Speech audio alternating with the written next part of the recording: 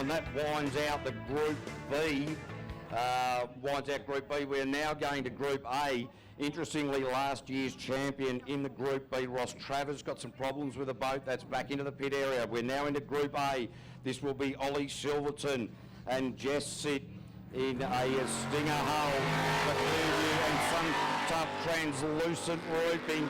Now, Ollie Silverton has gone out very, very confident indeed in this round. Looking quite good. Have a look at the speed as he's going up through there.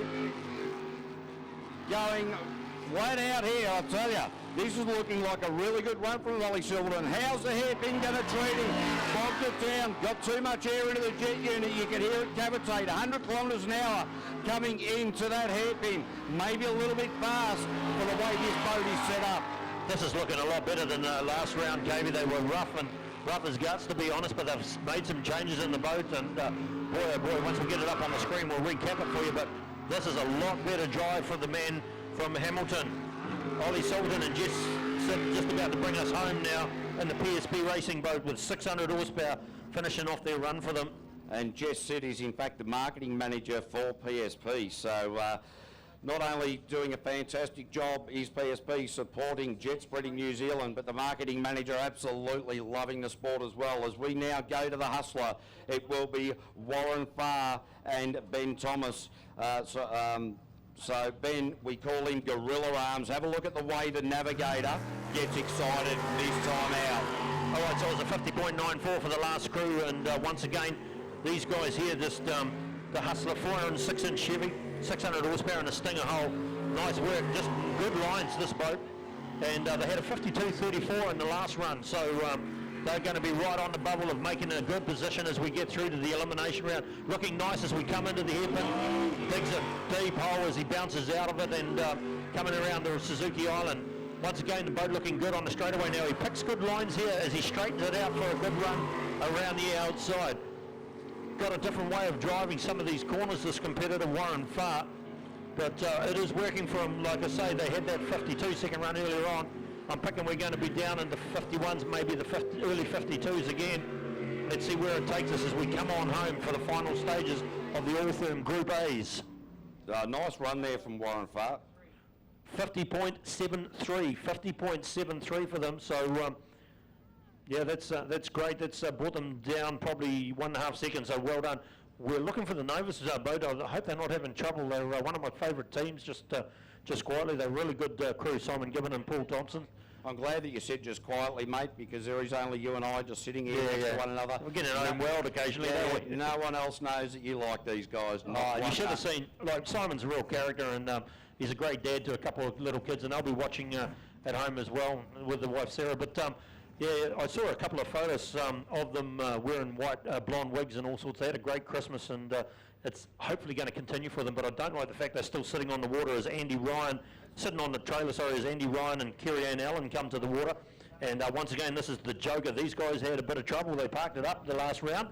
412 cubic inch dart with 650 horsepower. Rapid Earthworks, their sponsors, KB. Yeah, look, these guys, as we've said, new to the sport. I love the, it's not overly done, this particular boat. It's just the Joker there on the bow. And for guys that are, you know, a team, husband and wife, that are new to the sport, they are doing a pretty good job. He's taking some interesting lines, using every little bit of available water, and even borrowing some as well from up in the tyres. Why to get into there? Oh, he's done a lot better getting in and out of the hairpin that time. The boat just copped a little bit of cavitation, bit of air into the jet unit.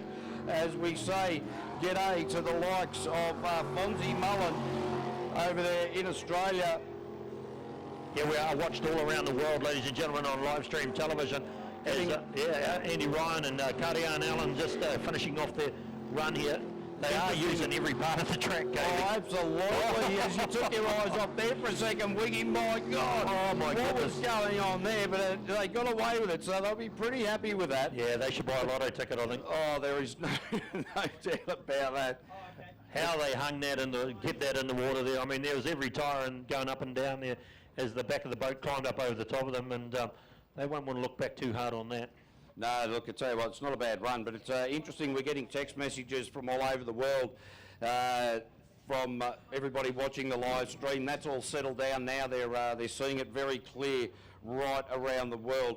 The Facebook isn't being picked up here in Wanganui, so text messages will be prevalent if we're going to pass on some messages. 55-43 there for Andy Ryan and Karian Allen.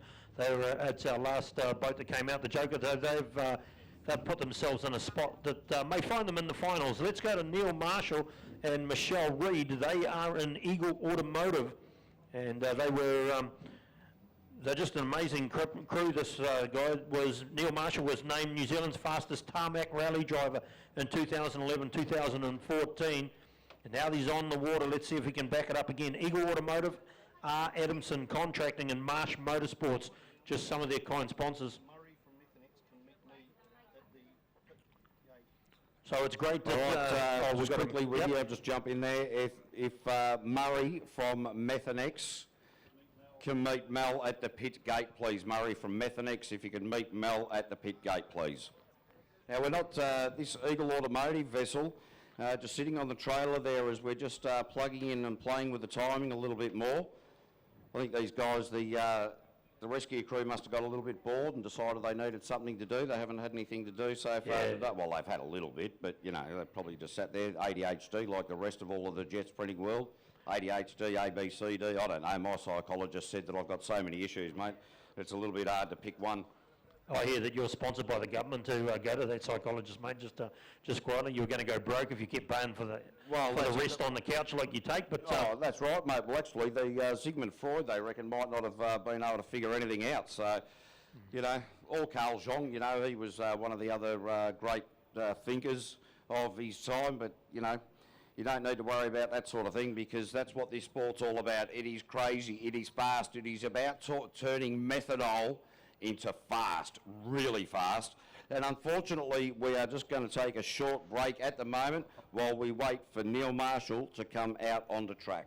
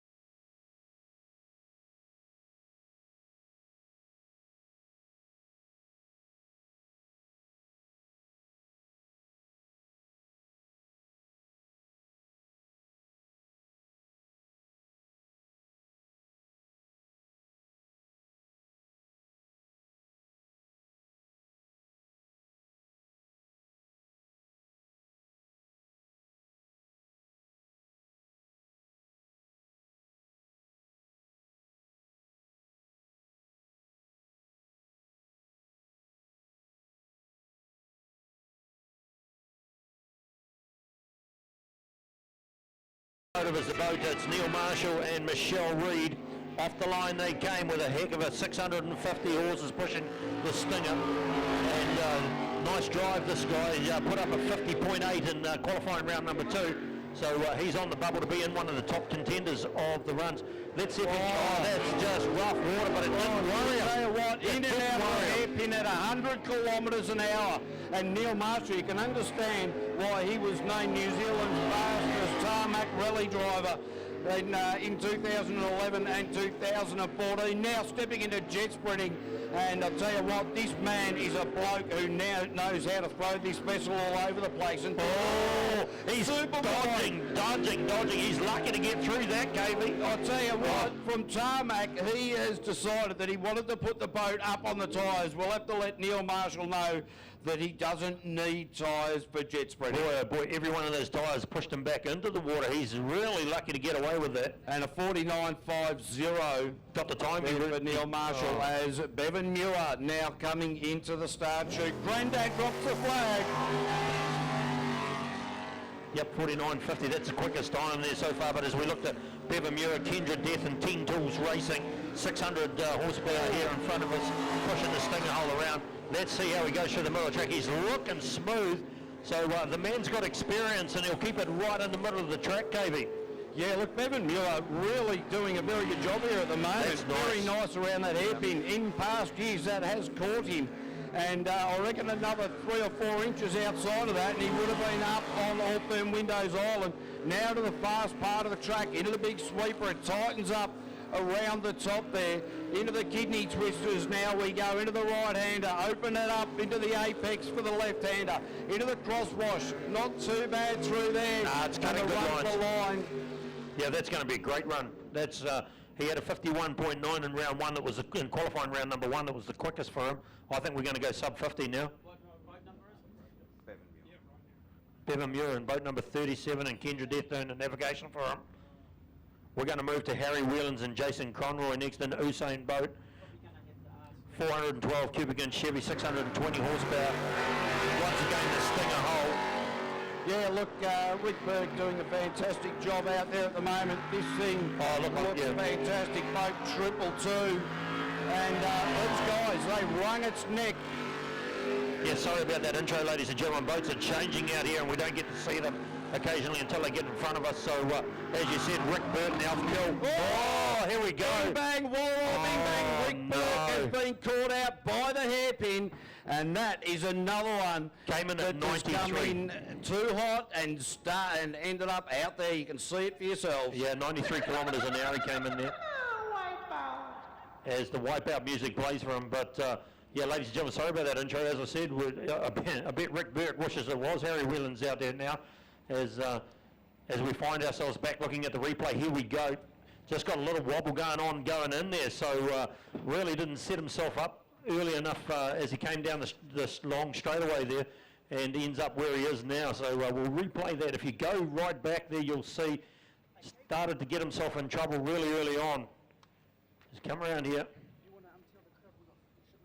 and just gets himself a little bit wide and wobbles there, and then he left it too late and then cut in too hard and lost the traction in the back and just parked it up nice and quietly, just like backing into the rubbish dump on the Sunday. But where are we going now, Kobe? What are we going? Well, I'll tell you what, mate, we've just got the Naggy boys up here, and when we do the pit walk, we're going to have a lunch break. As soon as we announce the lunch break, ladies and gentlemen, you can come into the pits, and boys and girls, get down and see the Naggy boys, because they've got plenty of stickers for you to put on Mum and Dad's car.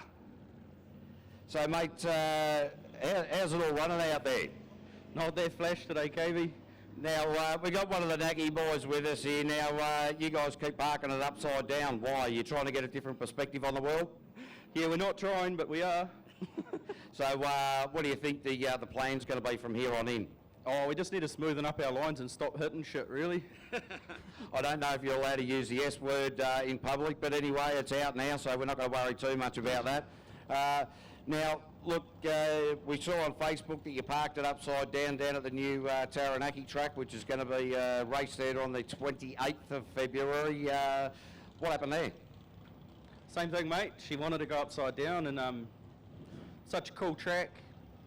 Pretty stoked to be one of the first on it. And yeah, it's really going to be a driver's track, and obviously I'm not that great a driver. I'll tell you what, I like the way that you approach it though. Are you having fun? Oh, hell yeah, 100 times. Like, it's definitely a team building exercise for the team. We love it, can't get enough.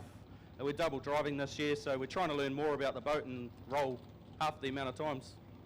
Well, I'll tell you what, that's probably not a bad way to do it really, because look, when you stick it up on the dirt, look, it's just an observation I've had. It makes it a little bit hard to get around the water, I would have thought. Yeah, and you get wet overalls.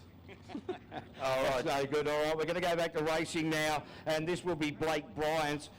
So that was the Naki boys. As Blake Bryant for Harvey Transport comes into the start chute, this bloke knows exactly what is going on and just manages to go flat out absolutely everywhere. Have a look at the power. This is even faster than we saw in qualifying rounds number 1 and 2. Oh, straight lines, the flip-flops. The safety crew on the far side of the track started ducking.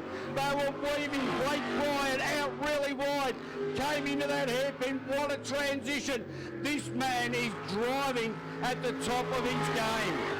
Yeah, Blake Bryan is an incredible athlete because he had a 47.41 earlier on. He's going to go less than 47 now. He was one of the fastest boats on the water, and that's over the whole day there at Merrimera, and he's going to do it again now. He's just an incredible driver. What a great trip he's had around there with Kate Hildenberg doing the navigation for him. Man alive. Phenomenal, ladies and gentlemen. And it's not even finals time. The time for that man was 46.78. I told you he was quick. 46.78 as we go now to the Sunduff boat of Sam Newdick and Glenn Mason. New Zealand PSP is the boat. Look at it go. Now this guy's got to chase that 47. He had a 48.52 earlier on, so he's right in there with Blake Bryan. He's got to get down to that 46.47 to keep the pressure on Blake as he takes a nice line through the hairpin, around the outside of Suzuki Island and back through the Altherm Island. And this man has decided that he's not going to let Blake Bryan have all his own way. Gee, Kavey, we're looking at a great competition here in the Altherm Group A's. Oh, absolutely. Sam Newdick just setting it on fire, and the split was just about even with Blake Bryan. So who is going to end up with a quicker time of the two? Great run home there for Sam Newdick. At a 47.52. So there you go, ladies and gentlemen. We're only 0.6 of a second between the two of them, Blake Bryan and Sam Newdick. Just keep an eye on things as as the pressure builds all day. This is only qualifying rounds, mate, and they're already throwing the gauntlet down to each other. Oh, that's right. So, ladies and gentlemen, that was a nice way to head into the lunch break. We are going to take a short half-hour break. You are allowed into the pits. However, there is no smoking and no alcohol in the pits. Please be aware of that. Duck in there. And once we give you the heave-ho and ask you to leave the pit and paddock area, if you would be so kind as to do that as quickly as possible so we can get